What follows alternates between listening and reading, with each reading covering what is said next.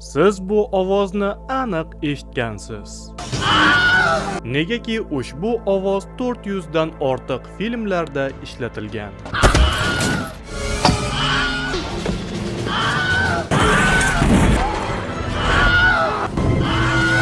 Uning hattoki nomi ham bor. Vilgelma ovozi. U 1953-yili suratga olingan Feter shamoliga quvg'in filmida Vilgelma ismli personaj suv olish uchun to'xtaydi. Shu on hindu unga kamondan o'q uzadi. O'q uning oyog'iga sanchiladi va Vilgelma ushbu ovozni chiqaradi.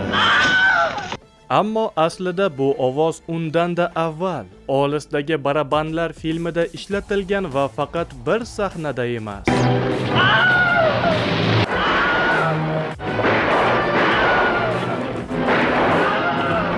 Garchi asl ovoz boshqa filmda ishlatilgan bo'lsa-da, Vilgelma ovozi nomi saqlanib qolgan. Jahon kino olamiga doir eng qiziqarli faktlarni o'tkazib yubormaslik uchun biz Media.uz Instagram kanaliga obuna bo'ling.